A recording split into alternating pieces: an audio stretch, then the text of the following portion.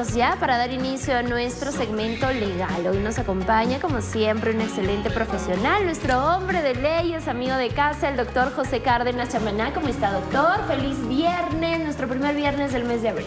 Así es, Fiorelita, amigos televidentes, siempre es grato saber que estamos conectados a tocar temas de interés de la familia en general, ¿no? Así es, y hoy vamos a hablar de un tema bastante importante porque muchas personas hoy por hoy optan por la convivencia antes que el matrimonio, ¿verdad, doctor? ¿Cuáles son las razones? ¿Qué pasa ahí? ¿Por qué no llegar al matrimonio? Cada quien sabe su historia, pero lo importante es hoy por hoy hablar precisamente de la convivencia y por qué deberíamos de formalizarla y cómo se hace esa formalización, doctor. Bien, partamos definiendo un poco convivencia y matrimonio que has comentado. Es verdad, en el Perú tenemos que, por ejemplo, desde el año 2004 al 24, que no hay estadística oficial, pero estamos la más cercana a 2017, las convivencias en el Perú han ido incrementándose. Por ejemplo, de un 17% que era en el 2004, hace 20 años, hoy proyectando, tomando referencia en 2017, que es la fecha donde hubo la estadística del INEI, se ha proyectado casi a más del 35%. O sea, quiere decir que la convivencia está empezando a tomar hegemonía y el matrimonio está empezando a bajar un poco el porcentaje de la relación familiar. Entonces, ¿qué tenemos acá? La relación, el Perú ha reconocido desde el año 79 la convivencia como una forma de constitución de la vida familiar protegida por la ley peruana. Y insisto en esto de la protección legal porque hay convivencia legal y convivencia informal. Y eso es lo que queremos hoy día reforzar para que pasemos de una convivencia que no es un matrimonio, pero también no entremos a la convivencia informal que genera múltiples problemas. En cambio, la convivencia formal, que teniendo un nivel reconocido por el Estado peruano a través del artículo 4 y 5 de la Constitución y el artículo 326 del Código Civil, permite un ejercicio de derechos diferentes al matrimonio, que tiene mucha mayor primacía y mejores condiciones de protección. Por supuesto, el matrimonio es sólido, es una institución histórica ya reconocida en el Perú, desarrollada. En cambio, la convivencia recién está entrando a un proceso de reconocimiento. Y la convivencia informal, tenemos pues, todavía muchos defectos que generan vulnerabilidad en las dos partes. Por eso es importante. Las dos instituciones, matrimonio, convivencia propia, que se llama aquella que reúne los requisitos para ser reconocida, le da más derechos, quizás menos que al matrimonio, pero le da más derechos que a la convivencia informal. Por eso es importante que hoy día veamos cuándo se formaliza, qué beneficios trae y también cuándo conviene también pensar seriamente en el matrimonio como institución jurídicamente reconocida históricamente en el Perú. Así es, doctor. ¿Cómo logramos esa formalización? ¿Cuáles son los trámites? ¿Cómo se logra formalizar una convivencia? Primero hay que establecer que hay requisitos de legalidad. Y los requisitos de legalidad, entiéndase que yo esté expedito para poder formalizar esta convivencia. Primero, tienen que ser personas, la ley no reconoce personas de mismo sexo, sino de personas de hombre y mujer, que estén libres de impedimento, que se entiende, no casados, no limitados a las relaciones de parentesco y menos a las relaciones de subordinación que pudiera haber entre padre e hijo, ¿no? Sería, por más que sea legal, puede que sea, no sea su hija biológica, pero la reconoce legalmente o vive dentro del matrimonio, no podría establecerse una convivencia. Entonces, esas limitaciones que son las propias del matrimonio son las que tiene que exigirse a la convivencia, requisitos de libres de impedimento. Por supuesto, ya vienen los requisitos de la adultez, la mayoría de edad y todo ello. Para efecto de que existan dos elementos sustanciales, no impedimentos que acabo de mencionar, básicamente no estar casados, estar libres de impedimento, o estándolo casados y haya la sentencia de divorcio, no la de separación, sino la de divorcio. Entonces, con ello, más la voluntad de querer crear esta unión de hecho, entonces se permite dos vías, judicial y notarial. En la vía judicial es a través de recurrir al juez para que haga el reconocimiento de la unión de hecho, que normalmente no es muy frecuente cuando las personas inician la convivencia. La vía judicial normalmente es más frecuente cuando, al contrario, termina la convivencia y muchas veces fallece el conviviente. Entonces, la otra parte inicia el proceso para que se le reconozca el periodo de convivencia. En cambio, la notarial, que es una modalidad que ha creado últimamente hace menos de 6 años, permite que las partes recurran al notario, quien va a hacer un trámite muy breve y no contencioso, va a publicar, si nadie se opone, hace un acta notarial y lo manda al registro público para que se registre en el sistema registral, y a partir de allí la convivencia se tiene reconocida y va a durar mientras dure la voluntad de las partes, y por supuesto al terminar pueden ponerle fin de la misma manera. Van al notario, ponen un acta de convivencia de finalización y liquidación de las gananciales que pudieran haberse creado. Entonces, en estos escenarios formales, normalmente entre personas que desean formalizar notarialmente, y cuando decae el vínculo o fallece uno judicialmente, que son los más frecuentes, se pueden formalizar el derecho de ser reconocidos como unión de hecho, llamada convivencia, para efecto de los fines legales que correspondan. Perfecto, entonces miren, ahí ya sabemos pues cómo hacer todo este trámite, ¿verdad, doctor? Es importante también reconocer cuáles son los beneficios precisamente de la convivencia ya formalizada versus el matrimonio, ¿no? ¿En qué difiere esto? Por ejemplo, en el matrimonio, vamos a partir de ello, que es lo que efectivamente tenemos que tomarlo como puntal o columna fundamental del derecho de familia en el Perú. El matrimonio, una vez constituido válidamente, genera derechos no solamente entre ellos de recíproca asistencia, sino también genera protección a la descendencia. Creo que todos sabemos que los hijos están protegidos por la institución matrimonial. Aparte de ello, generan derechos hereditarios absolutos, exclusivos, excluyentes, diría yo. Por ejemplo, fallece uno de los cónyuges, el otro cónyuge hereda con los hijos y excluye a los otros llamados por ley, valga decir los padres, los hermanos, en caso de que no hubieran los padres. Pero si no hay un matrimonio, normalmente heredan los hermanos, o los padres o los hermanos. En cambio, el matrimonio genera un derecho excluyente de beneficio de la sucesión hereditaria de los cónyuges. En cambio, en la convivencia, actualmente está regulado que pueden concurrir, pero conjuntamente con los otros herederos, padres, hermanos. Fíjese la diferencia, en uno concurre exclusivamente y en el otro concurre conjuntamente. Entonces, quiere decir que ahí tenemos una primera diferencia, pero en ambos casos el beneficio es que heredan. En cambio, en la convivencia informal, que es la que hemos dicho, la que no debería haber en el Perú, en estos casos normalmente tiene que ser judicialmente declarada la unión de hecho para que recién se discutan los efectos de la herencia. Entonces ahí tenemos una gran diferencia, en cambio el otro ya está asegurado la concurrencia, pero si fuera matrimonio sería directo y excluyente. Otro derecho es el tema de beneficios de los AFP. Por ejemplo, en las AFP los esposos gozan de, perdón, ¿está bien? En la AFP, Sistema Privado de Pensiones, los cónyuges gozan automáticamente de derechos de sobrevivencia por orfandad, los hijos, en el caso que fallezca el afiliado.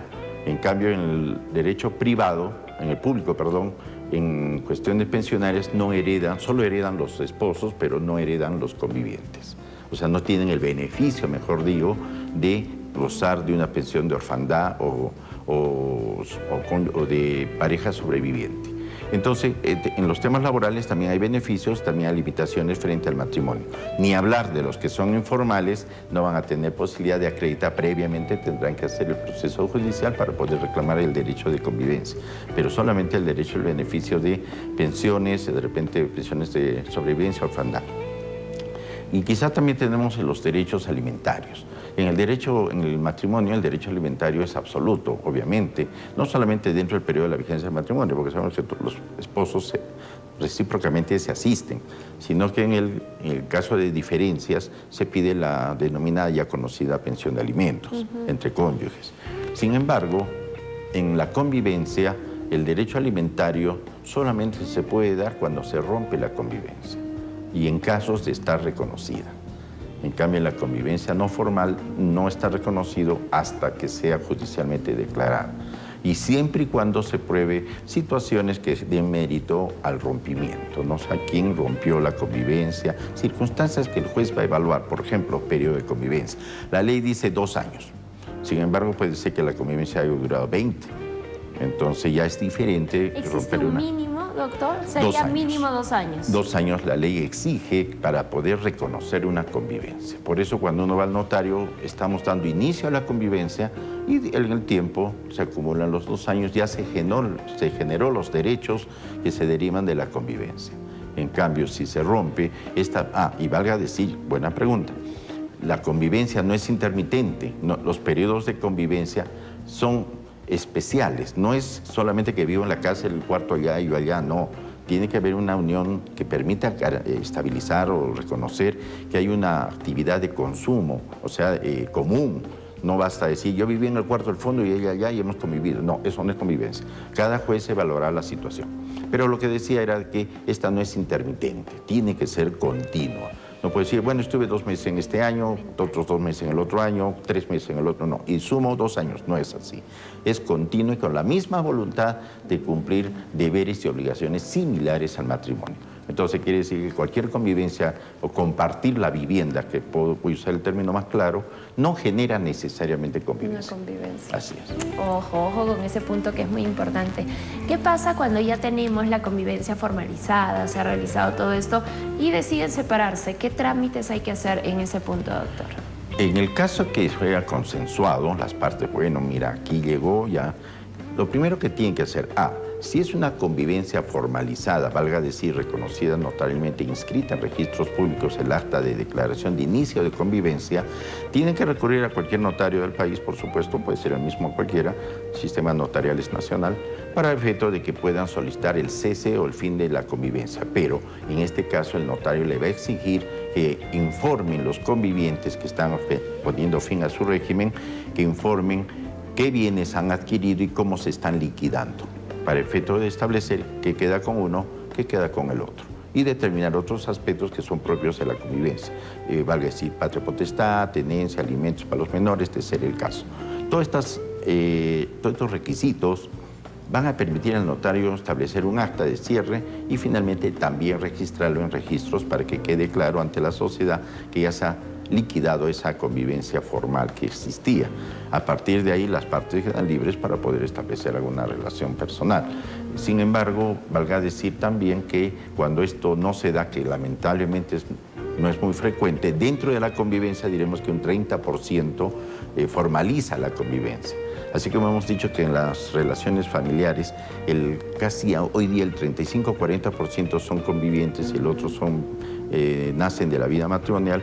Dentro de este grupo de convivientes formales y no formales, solo el 30% formaliza, el 70%, una gran cantidad de personas. Imagínense, el 40% del total de matrimonios en el Perú es un montón, son miles. Entonces estas relaciones están inseguras, entonces por eso recurren al Poder Judicial para que se reconozcan los derechos. Y los jueces de familia son los llamados a evaluar, determinar 3 cosas. Primero, la viabilidad de la unión, el periodo, determinar el periodo y los bienes que se han podido adquirir durante ese periodo de convivencia para establecer la futura liquidación de gananciales.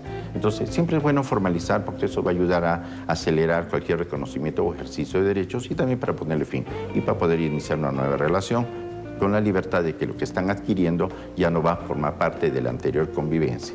Lo recomendable, por supuesto, siempre es que tengamos una actitud social familiar de la monogamia, ¿no? De tal manera que, si bien es imposible, muchas veces formalizar las etapas para que no haya interferencia de derechos entre uno y otro. Consecuencia lógica, evitar problemas en el futuro. Así es. ¿Qué situaciones invalidan una convivencia, doctor? Primero, tan igual como en el matrimonio, las que no cumplen con los requisitos del matrimonio. Valga decir, impedimentos por orden filial, por orden económico, por orden de ascendencia o dependencia, estados de matrimonio precedentes no liquidados. Pero también ocurre que en el Perú tenemos que hay parejas que conviven estando en estado civil de casados, uno o los dos. Entonces, ese periodo de convivencia que se llama impropia, la ley no lo reconoce, pero sí le da un pequeño beneficio si es que prueba la buena fe, que el otro no sabía que estaba casado su pareja. Entonces, en esos casos le da una indemnización, pero no le da derechos de herencia, por ejemplo, de derechos de sucesión. Solamente le da derechos indemnizatorios. Además, una pareja que estaba conviviendo 10 años, estando en calidad de casados, uno o los dos, se divorcia y siguen conviviendo otros 10, los 10 primeros se consideran como una convivencia impropia, no generan derechos, y los 10 siguientes están protegidos por las normas que protegen al conviviente y, por supuesto, puede ejercer los derechos que corresponden. Todas estas dos etapas se resuelven si desde el comienzo saneo mi situación familiar y después inicio una nueva relación, ¿no? Y más aún si hay una vida matrimonial de por medio, formal, que permita dar seguridad y no estar en debate discutiendo estos temas cuando nace ya de la institución pactada o formalizada ante un acta matrimonial en un municipio. Así es. Atentos, fue un tema bastante interesante definitivamente. En su experiencia, doctor, ¿no? ¿Qué situaciones se ven con regularidad? ¿Qué situaciones son comunes o qué errores se cometen dentro de la convivencia? Pues al no formalizar o también al formalizarla. Yo diría que hay dos principales. La primera, que es la más dramática, lamentablemente, el fallecimiento intempestivo de uno de los convivientes. En esos momentos surge un drama tanto del conviviente que pierde a la pareja, a la persona con quien está viviendo, sobre todo si tienen descendencia, y la expectativa de los familiares que dicen, no, esos bienes que él tiene son de él y no son tuyos. Y empieza el conflicto intrafamiliar o entre dos grupos familiares, el creado por el conviviente fallecido y el que corresponde a la familia que tiene expectativas de vocación hereditaria, porque dicen, ella no se ha casado, en fin. Entonces, ese es un primer conflicto que siempre ocurre con muchísima frecuencia. Y cómo establecer el régimen de unión de hecho. Y sobre todo, el segundo es que sin haber fallecido no han quedado claros los bienes que van adquiriendo. Durante la convivencia hay un principio de confianza, de acuerdo, pero sin embargo ese principio de confianza no debe permitir confundir.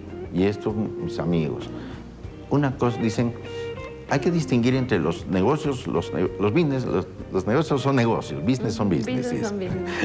En cambio, eso es muy conocido, en cambio, bueno, para la tradición no lo decimos así, pero también es cierto que hay que distinguir la vida familiar.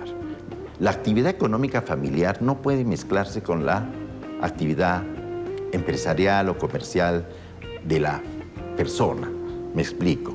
Si bien ambos pueden ser comerciantes, pero ambos van a formar una empresa, pero esa empresa, ¿a quién pertenece? ¿A Pedro y María o pertenece a la sociedad conyugal o pertenece a la unión de hecho? Entonces, estas confusiones de las actividades económicas muchas veces traen problemas posteriores, sobre todo para la liquidación. Entonces, hay que establecer, si yo estoy conviviendo con alguien, lo correcto sería que pongan en el documento, si compramos algo en el periodo de convivencia, en nombre de ambos. O poner, Pedro compra conviviente de María. O al revés, María compra con estado civil conviviente de Pedro. Entonces eso genera un derecho de gananciales desde el inicio, para que en el momento dado se liquide y no se esté disponiendo el bien y después vienen las nulidades de acto jurídico, nulidad de anticipos, nulidad de donaciones y otras cosas que no solamente cargan al Poder Judicial, sino cargan a la sociedad de una conflictividad familiar que podría ser innecesaria si desde el comienzo se formaliza. Siempre es bueno estar asesorado al inicio de una convivencia. Bueno, no vamos a decir al inicio del matrimonio, porque el matrimonio nace de la voluntad de uno, del afecto que surge entre dos personas, pero sí la convivencia, porque si bien tiene un afecto entre ellos, es una situación especial mientras no sea matrimonial la institución que la proteja.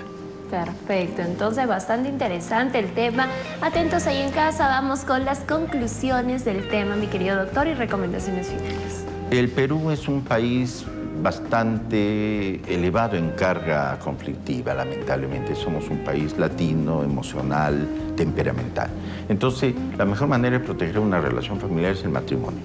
Pero, sin embargo, si optamos por la vida convivencial, optemos por darle seguridad jurídica a través de la formalización.